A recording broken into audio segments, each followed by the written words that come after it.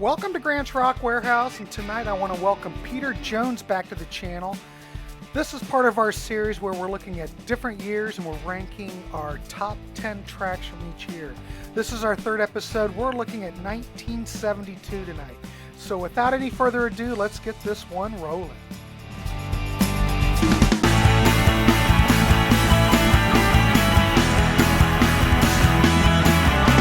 Welcome to Grant's Rock Warehouse, and tonight I have Peter Jones back in the saddle. He's back, and tonight we're going to talk about our favorite tracks from 1972. 10 tracks, he picks 10, I pick 10, and we've talked about this before. We did 1971 the last time.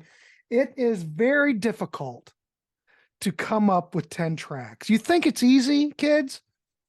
Well, it kind of is. But then as you're researching, you're putting your list together, there's always tracks that you want to put on here that can't make it.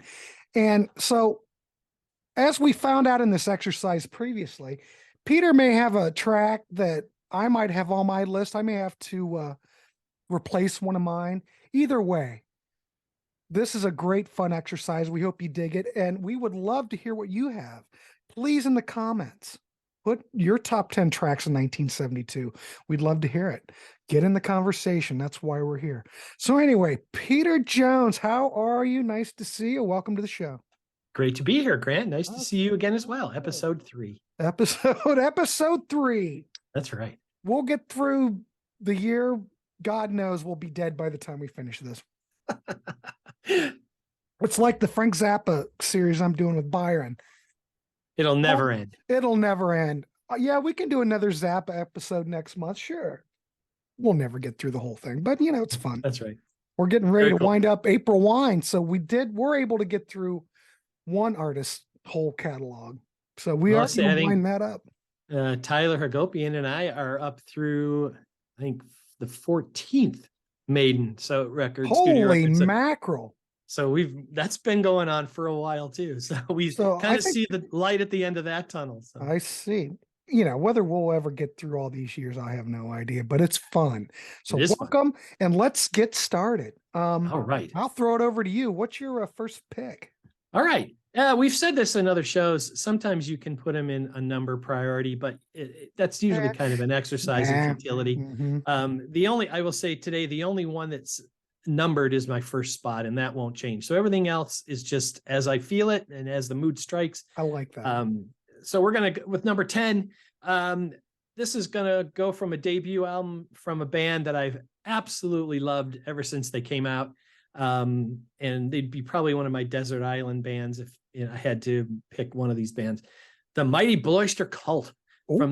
from their debut album. Now there's a lot on that record I could pick, but I have to go with what I think is one of their biggest anthems and really kind of just defines the band.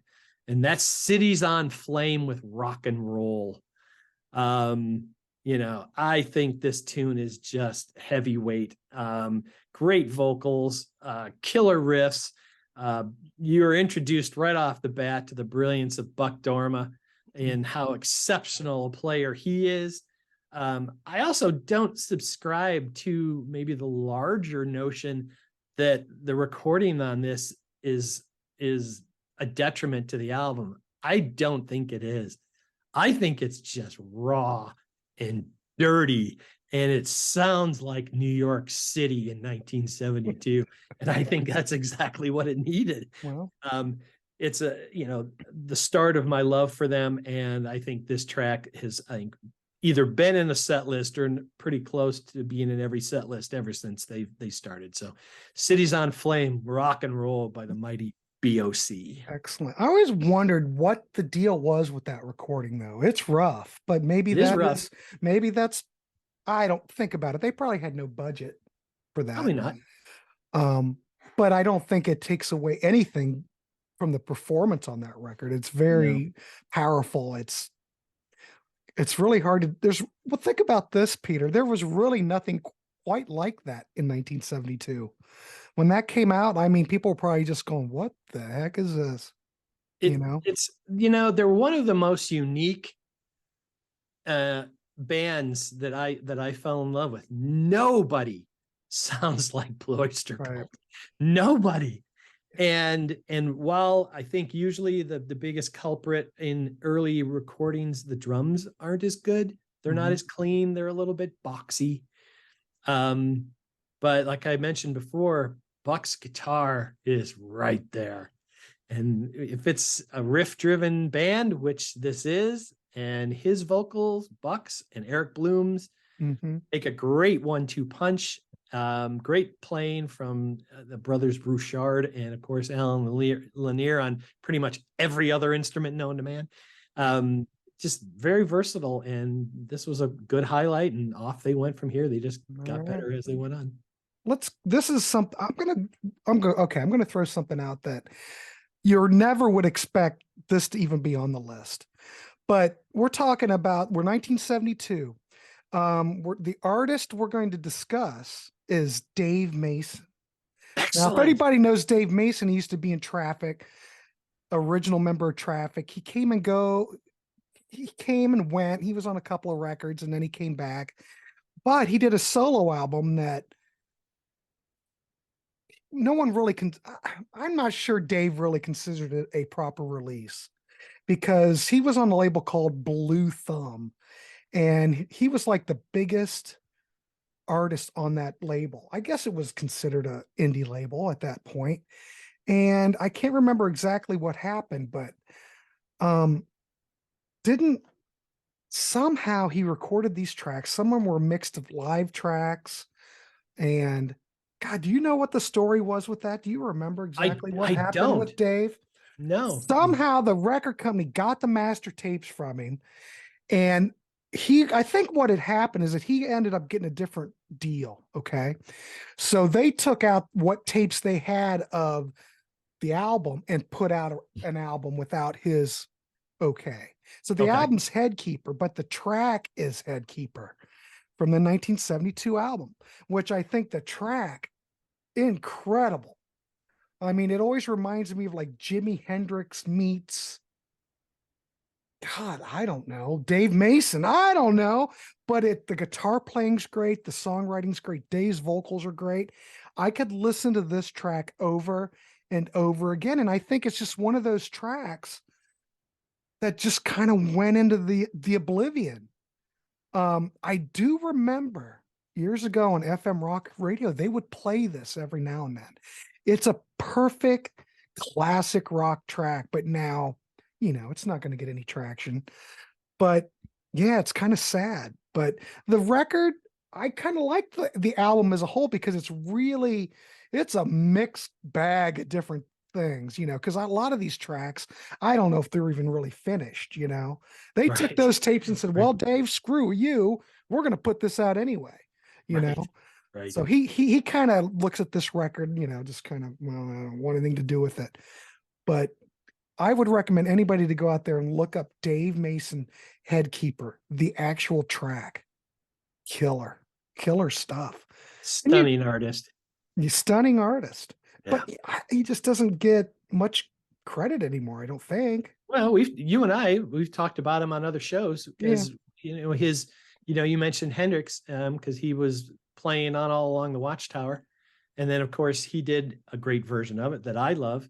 And I think once he got into his more official released studio records, solo records, tremendous writer, great singer, and a wildly underrated guitarist. And I think people would be surprised if you go back and look at the list of the hits from his solo career. You'd be like, oh, I remember that one. Oh, wait, I know that one. Oh, wait, I know that he had quite a few hits. Yeah. And I'm a huge fan of his Certified Live. I think it's one of the great live records ever recorded. So great choice. You can never go wrong with Dave Mason. Ever. No, great guitar player. So anyway, Dave made the list. Excellent. Now that's not necessarily my number 10, but I figure, I'll just start off with that. Okay. So what you got next? Well, 1972 was an important year. I turned 10, but maybe more importantly than that, I got my first portable radio. So I had one in my bedroom now, and I could listen outside of the car, other than my living room and my parents' system. so that little Panasonic white twist battery powered radio that I had really got the mileage. So the Billboard charts were very popular, and the 72 kind of had some artists that were tailing over from the late 60s and the very early 70s. And when this track came out and I heard the opening riff on this, I was just so taken, and I was like, holy smokes, what is this? And it's much heavier than a lot of their earlier material. And this is just the tremendous power of the Hollies, and long, cool woman in a black dress. I don't think it matters what year this would have come out. It would have been on my list. Some really stunning and very high ranged vocals on this. I've done this in a couple cover bands, and man, that's hard to sing. It's way up there. But that opening riff and then the bridge riff in the center before they go back to the head riff is, and it doesn't sound dated on any level whatsoever. You can listen to it, and I was listening to it this morning, and it's as fresh as the day it came out, and it's just a stunning track, and that'll always be one of my favorites. The long, cool woman in a black dress. Cool, excellent. All right, I'm going to go obscure. Kind of obscure, not really. If anybody's been keeping track of this channel, and we've been doing an April Wine show where we're going through each album doing a review. Tim Durley's not that we have a whole pan. Okay. So I'm going to pick an April Wine song from 1972 off the first album. Now, this is a track that was actually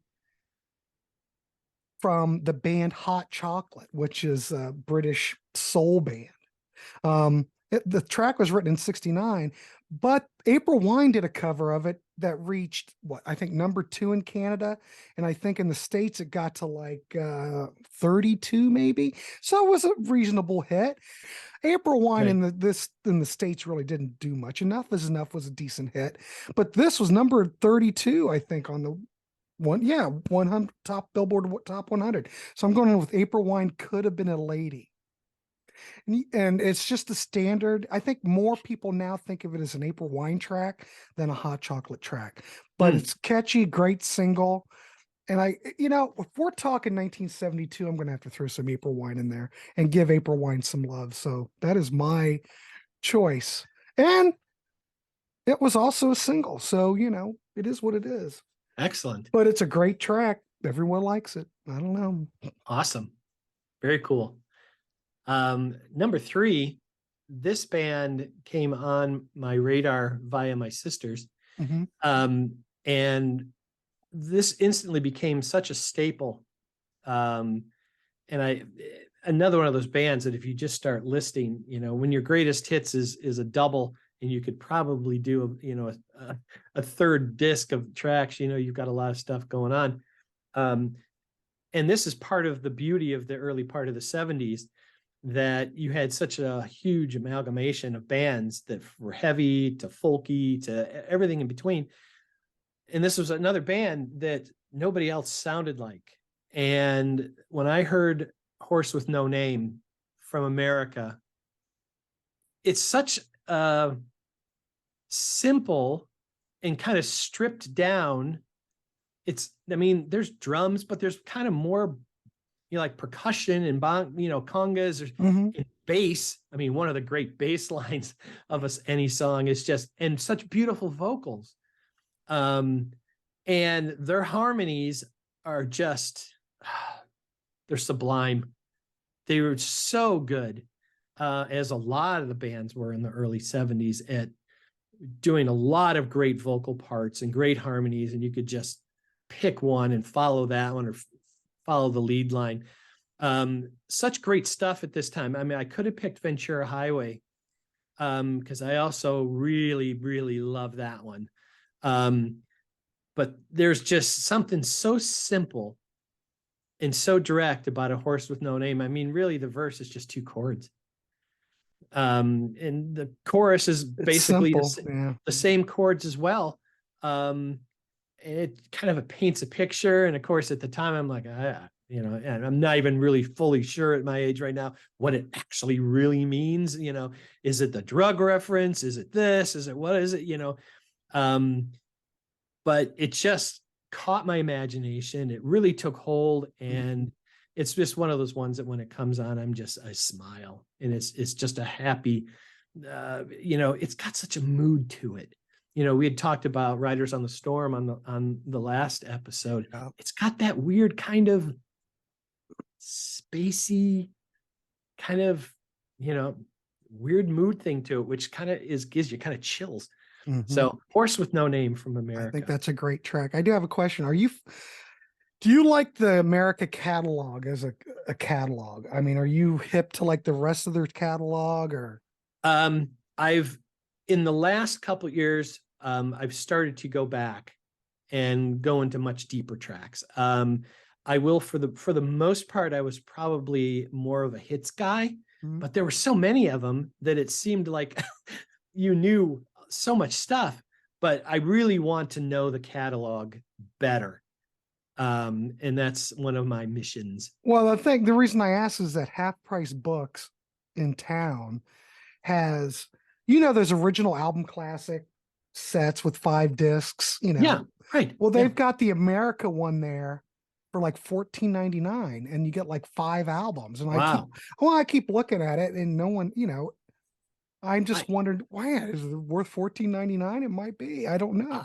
I'm really anticipating that this is one of those bands, and I started doing it with Three Dog Night as well, that there was a reason you liked their stuff, and you just like more of it. Yeah. And so that's, and it, like I said, that's a journey that I'm undertaking and want to get through. But what I've heard, obviously, there's a couple definitive collections. Like I said, I got like 30 something tracks. I mean, there's a lot of stuff. Yeah. But I've always loved their stuff, especially what came on the radio. Yeah. I just thought I'd pick your brain because I had never really, went into their catalog. I just know the hits. Yeah. I have no interest. I have no problem with the hits at all. But, I just saw that set sitting there, and I just didn't know if you were, how deep you were into it. Because hell, for $14. Can't go wrong. Well, there you go. That's kind of what I was thinking. Go wrong. Excellent choice. Excellent choice. Okay. My next one, I might think that this might be one of the greatest tracks of 1972. This isn't my number one, but it's a wonderful track. The germination all started when the main guy, the main guitar player, slide player, was in the Mothers of Invention, and this is where this song germinated. And we're talking about the song "Willin" by Little Feat. Originally came out in 1971 on their debut album, but they re-recorded the song with a slower tempo, and it's on 1972 Sailing Shoes. But the song "Willin'," oh my God. Just the lyrical content and the chord progression, the playing, the vocals on the 1972 version just kill the 1971 one. I think most people probably know the 72 version. They did do a live version in 77 on Waiting for Columbus. That's out there too. Right. But, it's about a truck driver who was smuggling, some smokes and folks from Mexico, basically. It's a trucker anthem. But my God, Linda Ronstadt did a version of it. Oh, okay. But it is infectious. So it's kind of obscure, but it's not really. That's kind of the song that I think Little Feat were known for, probably was Willin'. But I recommend anybody to check it out. Well, you've given me an assignment, because I will admit I am woefully ignorant about Little Feat. So I've got exploring and some discovery to do there. So I thank you for leading me. Well, it's like one of those. But Peter, it's like one of those bands. Like when I was in high school, no one talked about Little Feat or anything. No, it's just, it's like when I was in high school, they didn't even talk about Grand Funk. Grand Funk was gone. That was over. Everybody's talking about different stuff. But those two bands I never really got turned on to. I kind of went out and just explored it myself, Mm. and I can't remember where I heard Willen the first time, but God, it's just one of those tracks that I could listen to it over and over again. But make sure you listen to the 1972 version on Sailing Shoes. Beautiful, beautiful track.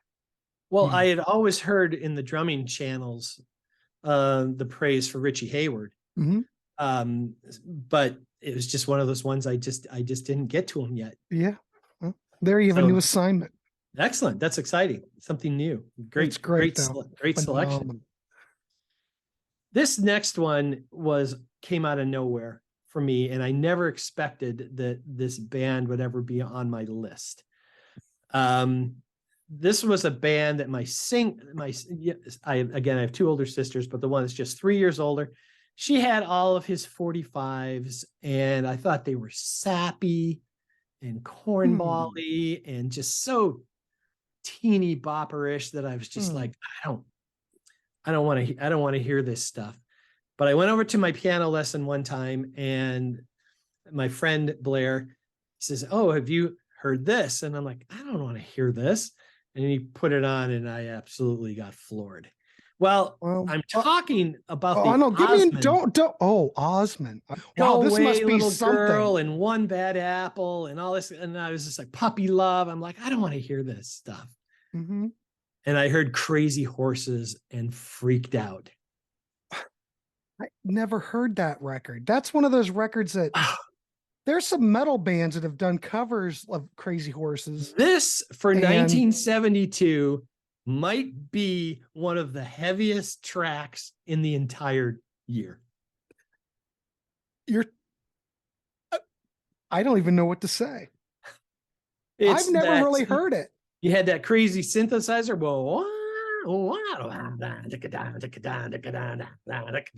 Crazy horses, crazy horses, and big horns and everything. It's just full on hard, heavy, aggressive.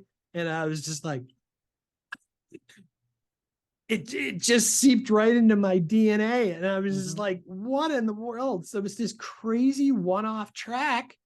Now, of course, I admire and respect what the Osmonds have done since as I got older. I mean, tremendous musicians, great singers, great, but this is just that one-off, because it's probably similar to what we've heard from like a David Cassidy, and even members of the Monkees and other people who were like, this was my image, but David Cassidy wanted to play Hendrix, and he wanted to play heavier stuff. And they're like, no, you're Keith Partridge. You can't do that. Yeah, he was a bit stereotyped. This probably somebody in the Osmonds, probably one of the older brothers. They're like, hey, we're gonna, and it worked. And I was just, so when this comes on, it's just fun and heavy and a real simple guitar part, but it's just got so much energy, and I love the track. Well, have you heard the whole album? I have not heard the whole album. I only heard the single. I'm not sure it's ever even come out on CD ever. When they were doing all these CD reissues, did the Osmonds ever get re-released? I don't remember anything back in the day. It's just that one. I'm sure Blair had it on 45 or something. He's just like, here. And I'm like, play that again, like 10 more times, please. Was that even a hit? Well, obviously it was a 45, but did that chart? Do you remember really charting? Was it a hit? I don't know. Man, it's like there's been a lot of articles where I've read, well, not a lot. There are some metal bands that have praised that. It's hard rock bands. Out of the ordinary from what they were doing, what they were expected to produce. And it's just this outlier. And it's just perfect. Great tune. Wow. I wonder, I'm going to have to look. I'm going to have to get on, YouTube and see if I can find it. Yeah. Maybe I'd probably remember it if I heard it, but gosh, it's been a long time since I've heard it, if I have. Right. Well, this song's kind of like what you just mentioned, you were surprised you put it on the list. Well, this I'm surprised I'm putting it on the list, but it's such a great damn song that I'm putting it on there. And I'm talking about from the 1972 debut of the Eagles, Peaceful Easy Feeling. Excellent. I mean, It's a great song. Glenn Fry's vocals on it, the lyrics, what was it? Jack Tempchin wrote it. Got number 22 on the charts. Bernie Leadon is providing the main harmony vocal, and Randy Meisner's doing the third part. I mean, come on. I mean, a lot of people kind of dog the Eagles now. I don't know why. Maybe I never because they were did. so overplayed. But I think for 1972 and the production, I think this is Glenn Johns too, right? Didn't Glenn Johns produce the The first only record? one he did, yeah. But the sound on the record, phenomenal. I think it sounds great. And a lot of people like Don Henley's vocals, but I really like Glenn Fry, to be honest. Even though he didn't take a lot of vocals, but I'm always kind of drawn more to Glenn Fry. I don't know why. But I think this is great. I like the lyrics. I like the way your sparkling earrings lay against your skin so brown. It's just the visual, and I want to sleep with you in the desert tonight with a billion stars all around. It's kind of romantic. You kind of can put yourself into that place. It kind of reminds me of that whole young love thing and, Right. early relationship with somebody. And I don't know. Not that I had any moment with this song, but for some reason, just the lyrical content, the production, Glenn's vocal delivery, I think it rises above most Eagles songs. And I don't know. I know they didn't write it, but I think it's a brilliant track. And I never get tired of it. It's probably the only Eagles song that well, I wouldn't say that. That's not fair. There's a lot of Eagles stuff that I mean, a lot of people don't like The Long Run as a record, but There's some great stuff on there. that might be my favorite Eagles album. I don't see how weird that is, but It's not weird. I think there's a lot of great rockers on that. But it is what it is. It's the Eagles. People like to get on that bandwagon and whatever. Well, This is a great track. I'm going to dovetail because I'm going to rearrange mine just based on your pick. Okay. I'm going to take the same album, but I'm going to take a different track. Mhm. And I'm going to pick Witchy Woman. And, it's interesting because the parallels are not lost on me. And we've talked about the Beatles. And of course, you're a great person to talk to the Beatles about. If you ask an individual who likes a band or loves a band, if you ask them, what is the fill in the blank, what is the Beatles to you? What is the Eagles to you? Mhm. What sound or who's singing, especially in a band with more than one lead singer? If for me with the Beatles, I would say John on lead with Paul and George on backing vocals. The earlier material, to me, that's kind of the sound that defines the Beatles for me. I agree with you that for the most part, it's Glenn who defines the Eagles for me. Lion Eyes, Peaceful, Easy, Peaceful, Easy Feeling. I love all those. You could go on and on. It's Glenn singing lead, Mhm. not Don. But yet, here we have this track where I think this is by far Henley's masterpiece vocally with the Eagles. It's moody. The feel is amazing. Again, you talked about the production. Holy smacks, this thing sounds great. Yeah. More great high harmonies, from the guys who have been completely erased off the face of the map, Yeah. Meisner and Ledden, and you even said Felder, he's been wiped out too. Yeah, it's like he it's never existed. It's so weird. Yeah, no, the band was always just Glenn and Don and some other guys. Mhm. But I absolutely love the uniqueness of the orchestration. I mean, instrumentation wise, what they do, what they use. I just think it's just got one of those really great sounds, and it sets a mood, and you can kind of visualize what it is they're talking about. So look, if you make fun of the Eagles, that's okay. I mean, we can't tell you to like them, but don't marginalize them. This is a serious band with serious talent, and they really knew what they were doing. And it's not a surprise they became what they did, Right. because they just had their crap together in every aspect. And my understanding was the main reason why Mr. Johns only did one record came down to recording Don's drums. And when they recorded Don, and he was questioning, he's like, well, do I get mics for each individual drums? And Johns goes, it was Glenn, right? Yeah. Yeah. Glenn Johns. Yeah. Yeah. Glenn goes, no. And he's like, so they'd listen back, and he goes, oh, can you make my snare louder? He goes, no, just play it louder. Because he was used to Bonham, who would play a lot more balanced naturally. So when John heard it back, if his snare drum wasn't loud enough, he'd do it again. He'd just play his snare louder. So you got a pre-mixed sound from him that Henley wasn't doing. So he's like, no, I want an engineer who will give me a snare mic and a tom mic and a tom mic, so I can change it after the fact, because that's not the type of drummer that Henley was. So Mr. Glenn Johns was out on his ear after the first record, because they just didn't agree on how to do drums. But I don't know. I like what he did with it, but I think it sounds amazing. Yeah, I think a lot of people will tell you that sounds great. But yeah, 2 great tracks from a great album, and I am a huge fan of all of their studio records through Long Run. I love all of them. all right, I'm going to go Prog now. So we're 1972.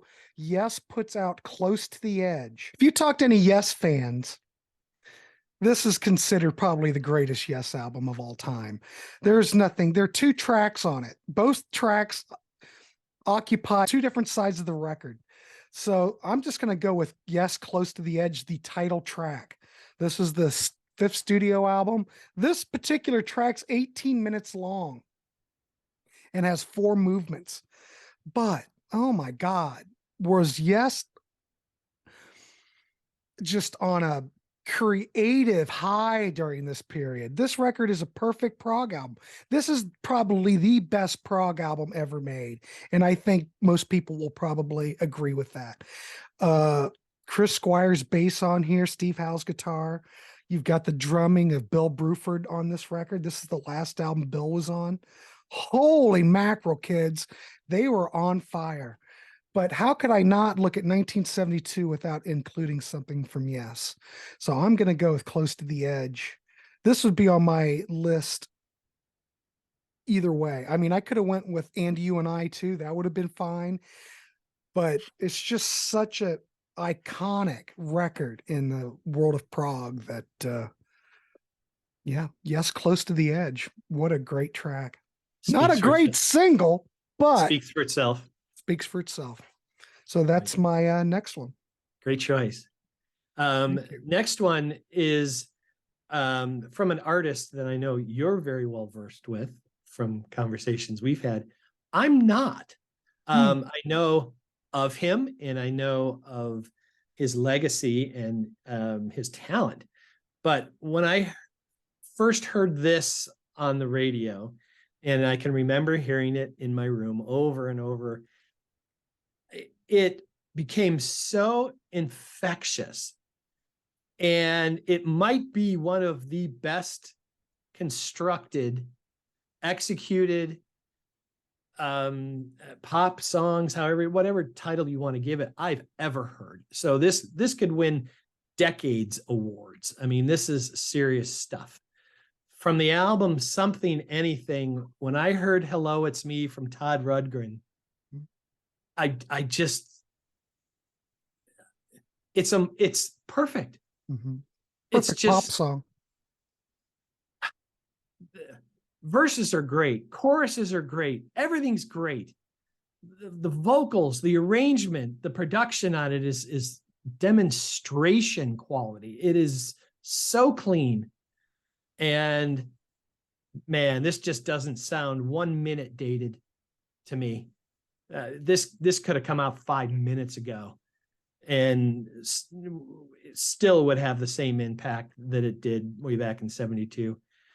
This always stands out for me in 72. And, like I said, even for the whole decade, it's just a brilliant track. And there isn't anything remotely other to say than masterpiece. And I'm just going to say that. So, well, how familiar are you with Something Anything? Have you heard the whole record? no, I haven't. Oh my God, you need to hear the whole album. Yeah. If you like Hello, It's Me, you'll like the whole thing. See, that's It's a brilliant record. It's brilliant. And then I'll go check that out. Because Todd never wanted to, after that he did Wizard of True Star, he kind of like rebelled because he could write those pop songs. He could just Punch crank them out. Yeah, Yeah. in his sleep. Okay. It's just something he could do.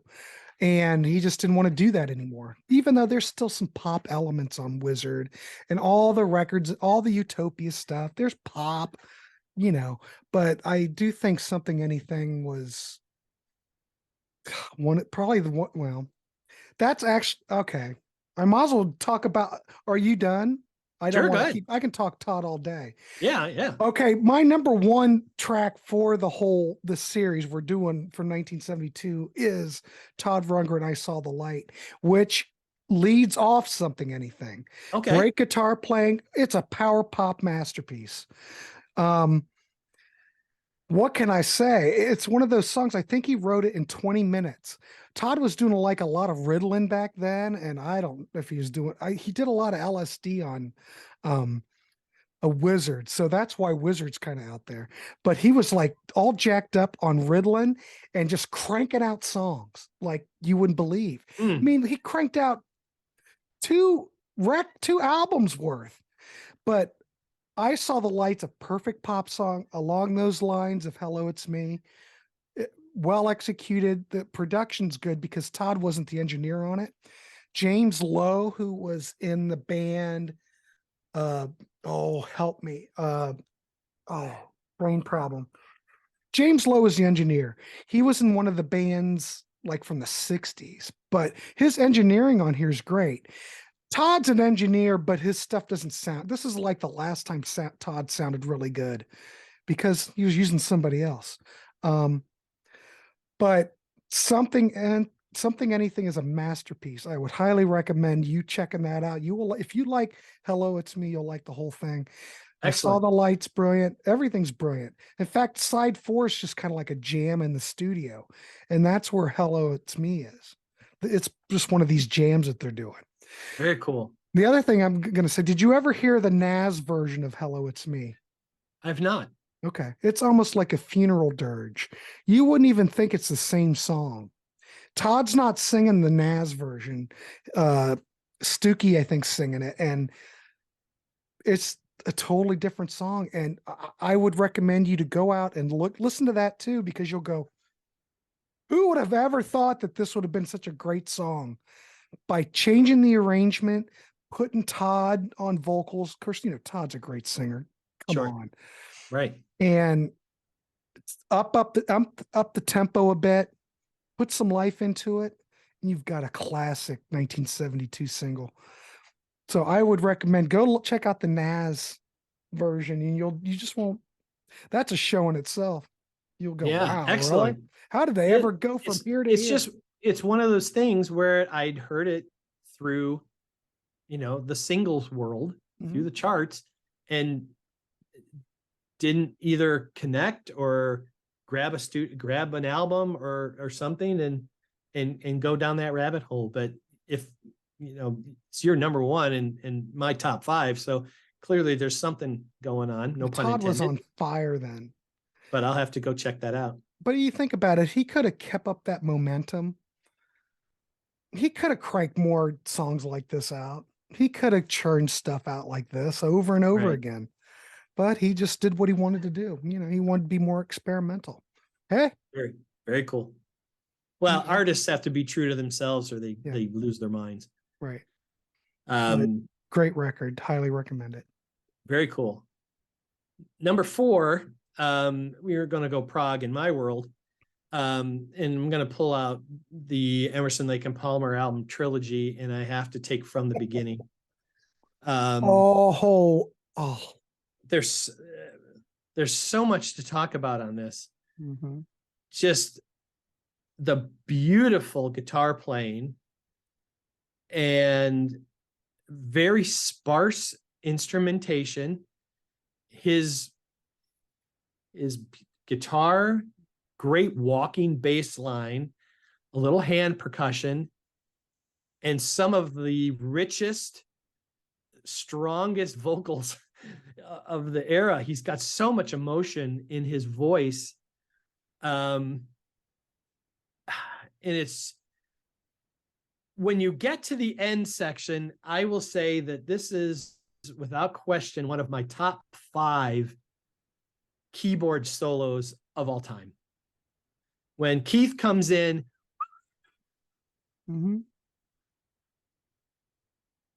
I'm like, oh my God, it is so melodic and so simple. The song never gets too big. They don't make the mistake of adding full drums or anything. It just stays right on that beautiful plateau. And it's one of the things that really made Lake shine for me. And these are the things that he was the best at. Mm-hmm. His acoustic guitar, very minimalist accompaniment, his voice, and great lyrics. And I just think it's a masterpiece. And I think Trilogy in some people's camps can get overlooked. You're either talking Brain or Tarkus, or, you know, even the debut, which is spectacular. But this is a stunning piece from a band that's not about flash and fanfare and how many notes you can play. It's just a beautifully well-written song. This also makes Eddie Alford shine because the production on this, the engineering, the way that 12-string, way the acoustic is recorded, that has to be like one of my most favorite acoustic sounding tracks. I think the guitar sounds absolutely beautiful on it. It is. And you're stunning. right, the keyboards on it. I mean, that's my, it's funny you should mention that. That is my favorite ELP track. And Greg Lake, as a acoustic player or a guitar player or whatever, vocalist, very underrated. That track's perfect. Yeah, it's a great song. I didn't even think about that, putting that on my list. That is brilliant. That definitely would be in my list. I love it. Peter, I could listen to that track over and over again, never get tired of it, and listen to it over and over again. Yeah, it is. It's that good. It's that good. And it's just kind of refreshing on that record because it kind of stands out. It's not very proggy, but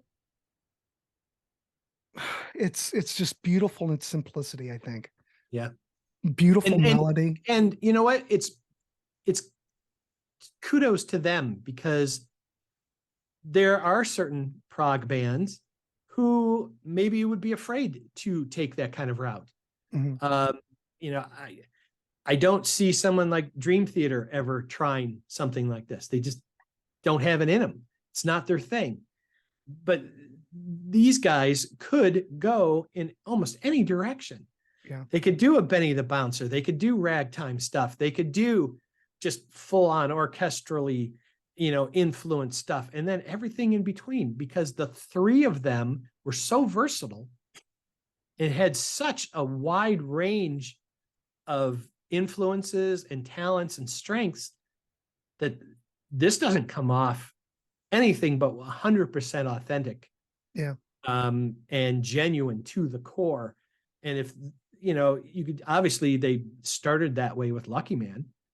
But there are instrumental, quiet things like this, that, you know, even you take Lake's contribution to Epitaph on the King Crimson record.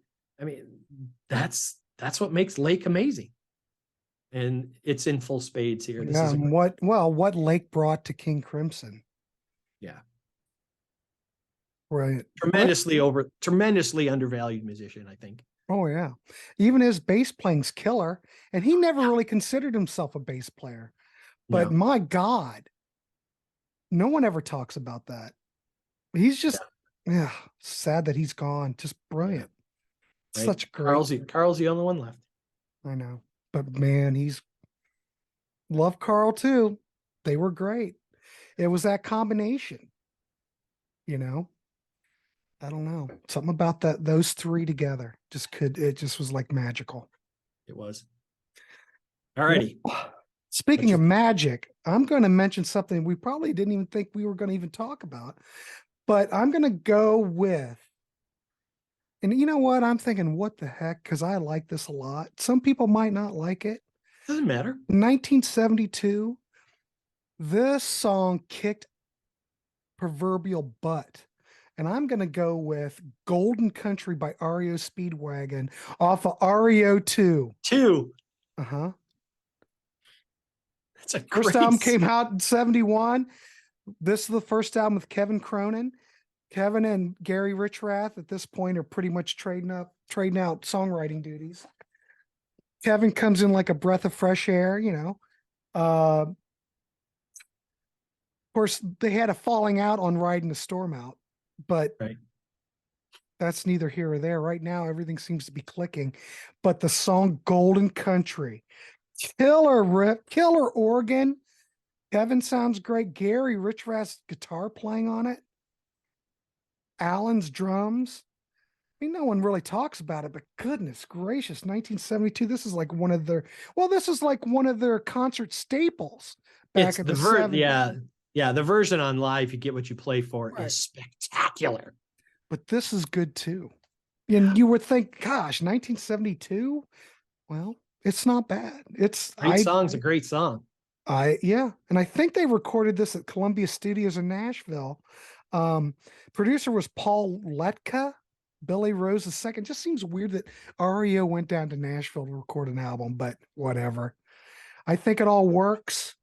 I was just looking at the songwriting credits. It looks like Gary wrote most of it, other than Let It Ride, Being Kind Can Hurt Someone, which is Kevin, Music Man. They pretty much split it up.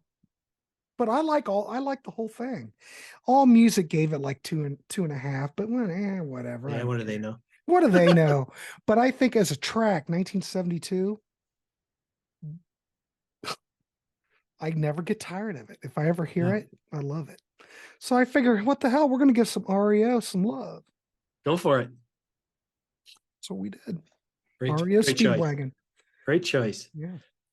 I don't even know what number we're on, Peter. My number 3. Okay. My number 3.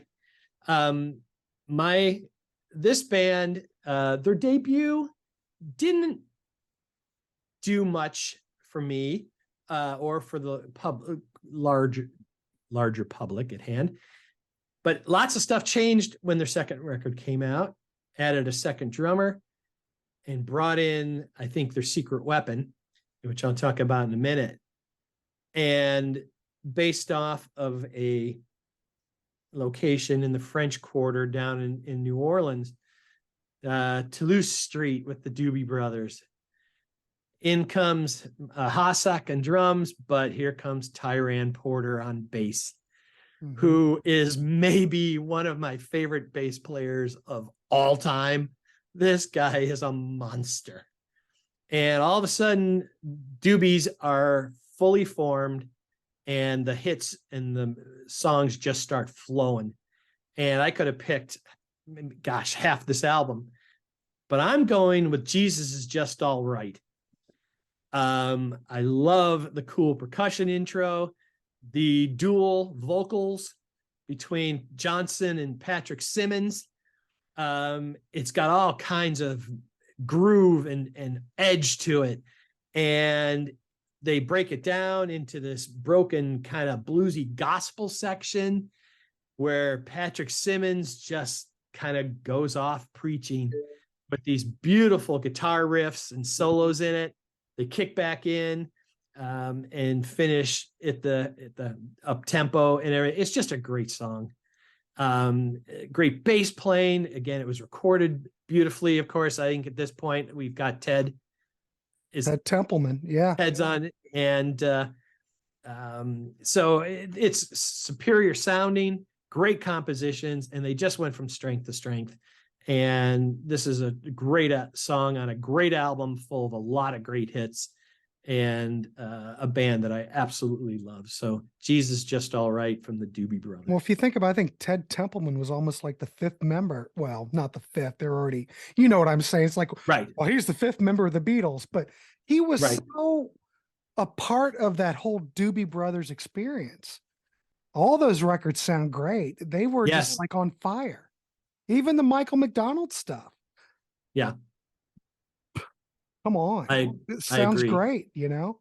Well, Skunk and Baxter. we also have to also mention, because it wasn't just Ted, Mhm. and Ted is a great weapon, but it was the tandem of him and Don Landy, because they obviously took that to Van Halen and other places. It was that they had a synergy between the two of them.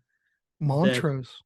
That made for some really, really spectacular records. So the Doobie Brothers, and that just put them on the radar, and they've never left. So no, I haven't heard much of their later stuff though. No, I haven't either.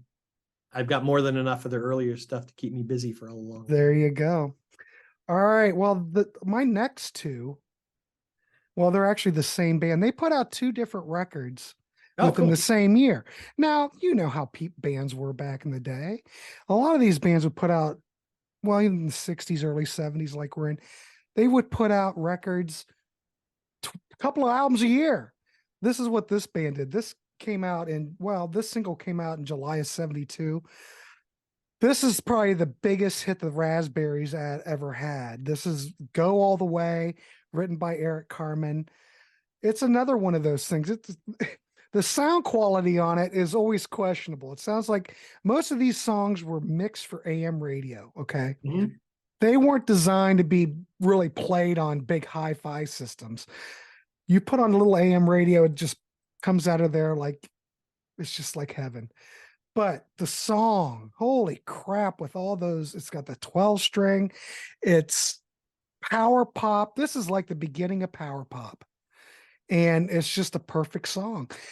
These guys were all influenced by the British invasion. They love the Beatles. They love the Kinks. They like the early Stones. They loved all that stuff. And all those influences all come together on this track. Eric Carmen's vocals are great. And, you know, Eric Carmen is a songwriter. Great songwriter. And he's a brilliant musician. What can I say about it? It's a classic. I love it. I never get tired of it. In fact, all these songs that I've even mentioned on my list, that's what really brings me in, is whether I can listen to these songs over and over again and never get tired of it. Yeah. Well, this one is yet another one of those tracks. And, you know, if you haven't heard any Raspberry stuff, holy mackerel.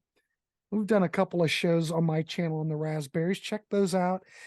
We love the Raspberries. Just great stuff. So I guess that's my number two. That could have been my number one, but yeah, it doesn't matter.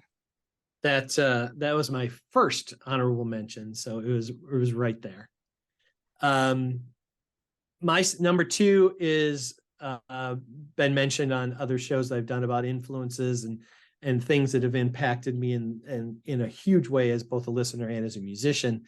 And this one will never drop very far on any list that I make.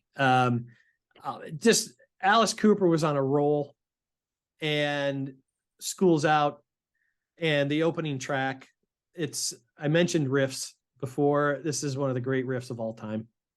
I mentioned great bass playing. Dennis Dunaway is a masterclass in this. We've talked production. Ezrin is on fire. This record sounds spectacular. The record sounds great. Yeah. Tremendous guitar playing, great drumming from Neil Smith. It is so succinct and to the point, and the lyrics are perfect. They match the feel and the groove and the heaviness of it. And still to this day, that opening riff just gives me chills on the back of my neck. And I love the ending.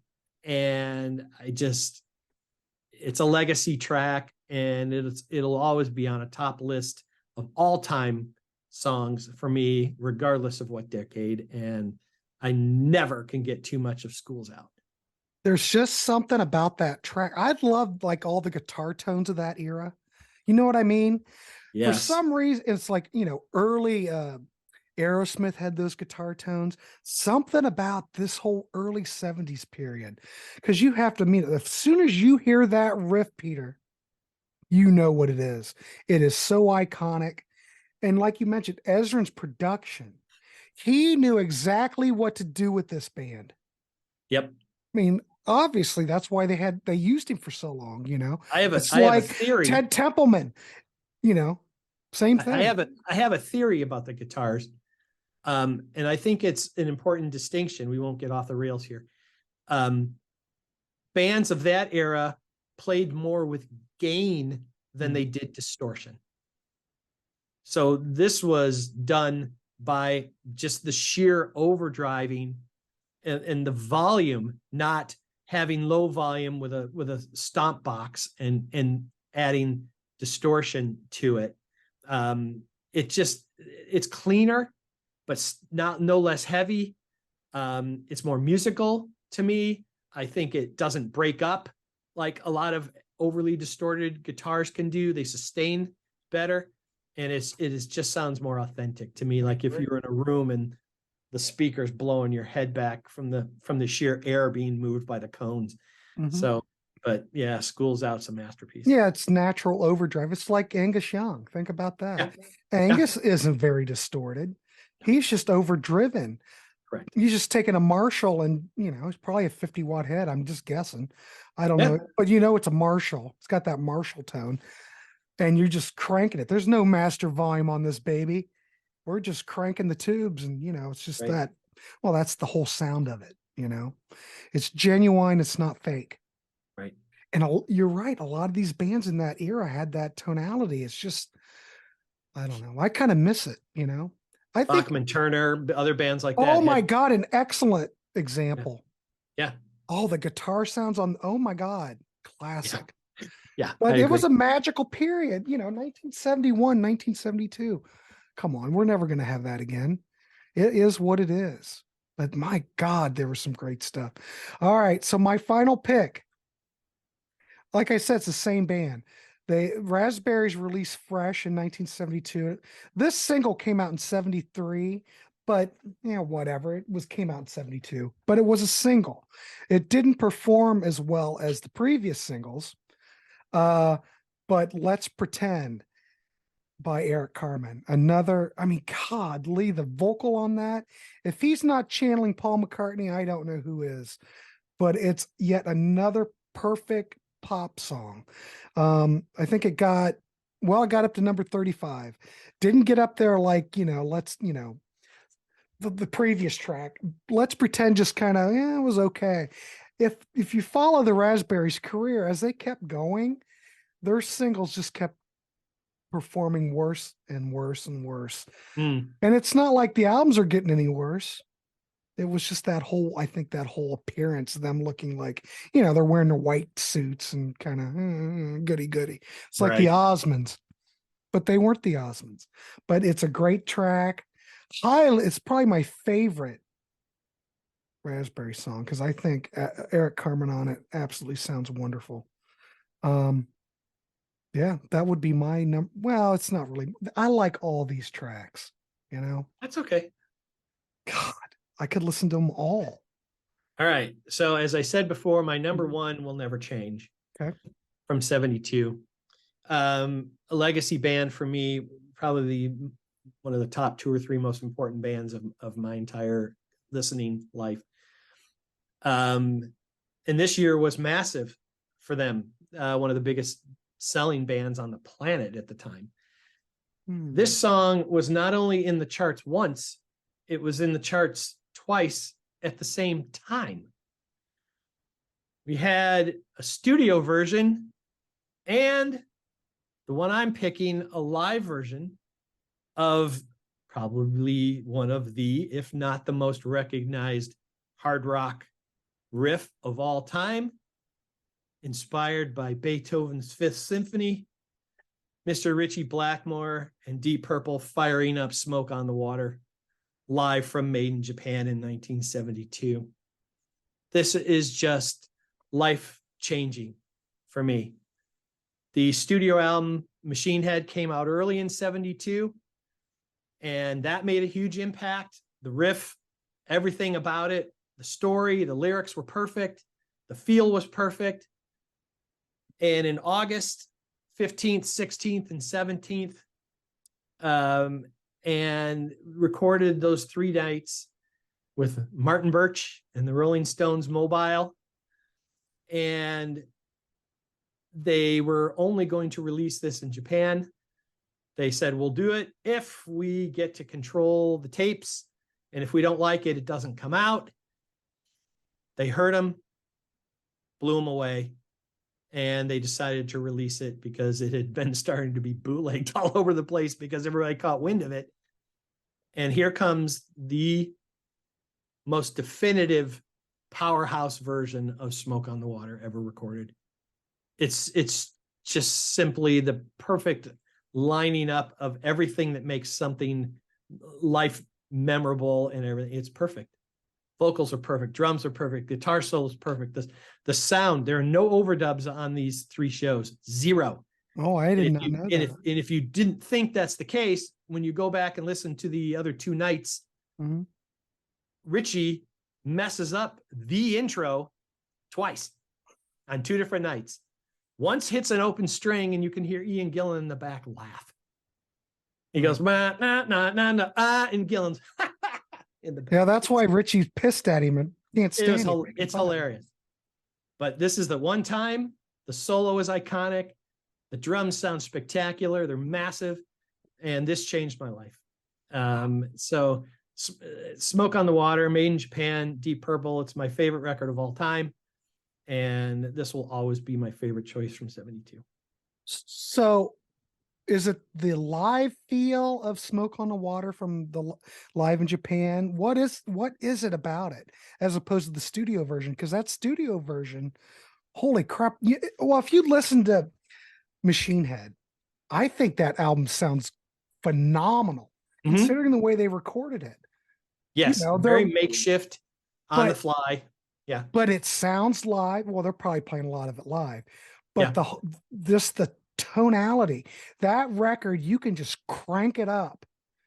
And it's like I really enjoy that record. I'm just curious, what about, I understand you like the live version better, but there are some bands that I think were born and designed to thrive and play live. Okay. And I think Purple was the ultimate live band of those heavy hard rock bands. Led Zeppelin is inconsistent, mostly because Robert Plant, you never know from one show to the next if he's on or if he's struggling vocally. We all know that Sabbath didn't even release an official live record during the early period because a lot of times Ozzy can't remember lyrics. He can't, so, but I'm sure there were moments that were great. I've got bootlegs where they're good, but Purple thrived live. And, I don't like bests or betters or anything, but you've got 3 between John Lord, Ian Pace, and Blackmore of the most prolific players of any generation. They are 3 masters of their instruments. And they were so talented musically and so in tune with each other. They played more like a jazz band from an element of listening, complimenting. Ritchie would go off into God knows where, and he'd pull a riff out, and sure as crap, he'd play it again, and now John Lord is harmonizing to it on the fly, without practice, without any, it's like, there it is. And they just took it to wherever they went until they ran into a wall. And then they figured it out and went into something else. There's just something about the recording, the energy, the power. I do think Machine Head is a little bit dry, but Made in Japan, you swear you're standing in the center of the stadium in Osaka. And in this case, that was on August 16th, because this was from the second night. You know, and we talked about overdrive. Richie's playing modified 300-watt Marshall heads that Mr. Marshall modified himself. So, I mean, and they were the loudest band in the world for years. So, I mean, it's just something, and it just translated to tape. Martin did a perfect job. He just band, mic, tape, nothing in the way.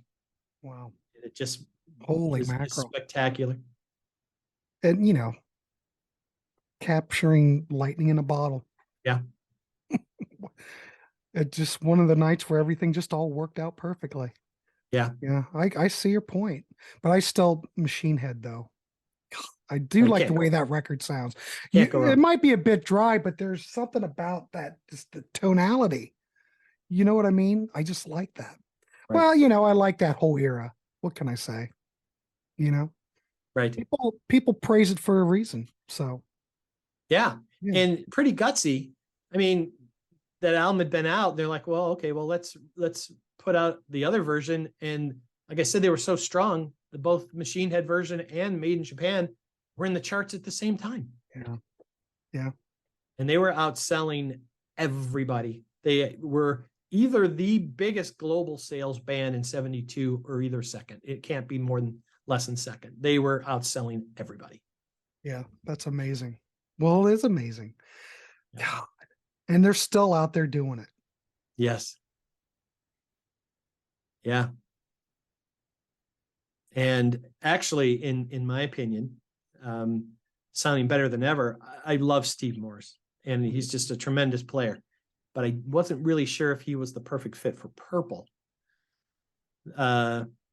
Simon Burke, who is now on guitar, is way more Blackmore-like, much more aggressive. His tone and his playing is much more fierce. And I'm really excited to hear what he does in the studio with them, because I still think instrumentally they're still just top notch. You know, sure, they're not going to do In Rock again. They're not going to do Machine Head again. My God, most of them are in their mid 70s now, going even into the late 70s. But they do it because they love it and they're good at it. Yeah. Yeah. So right. That's my number one. Super. Wow. What a great discussion, Peter. What a great discussion. Well, I guess, kids, I don't know how long we went, but I guess we're done. I guess we covered 1972. Yep. And like we said, our list could change, except for Peter's number one will not change. Correct. But there are so many great tracks we could have listed, you know. But hopefully we are able to turn you on to something that maybe you weren't expecting.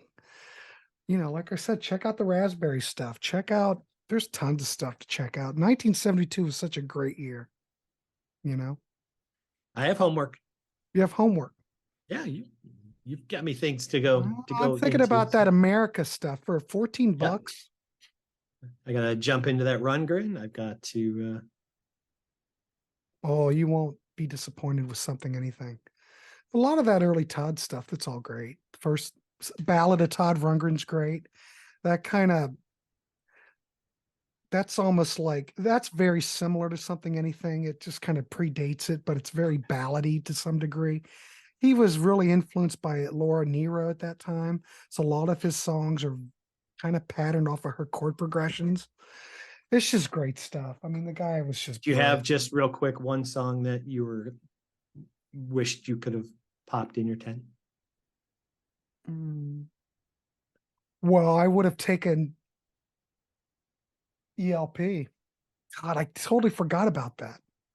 I love that damn song. Love that record. I love the sound of that record. I love 1972. I'll leave it at that. I think the one that I probably would have liked to sneak in there was Frankenstein from Edgar Winter. Oh, or Free Ride. Or Ride. Free Ride. Yeah, it's both on the same record. Mm-hmm.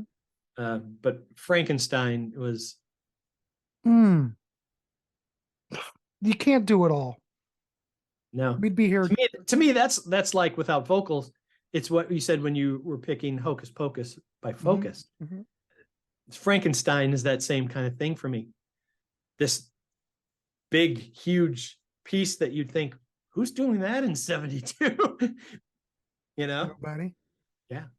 It probably came out of the stereo speakers or off AM radio like you wouldn't believe.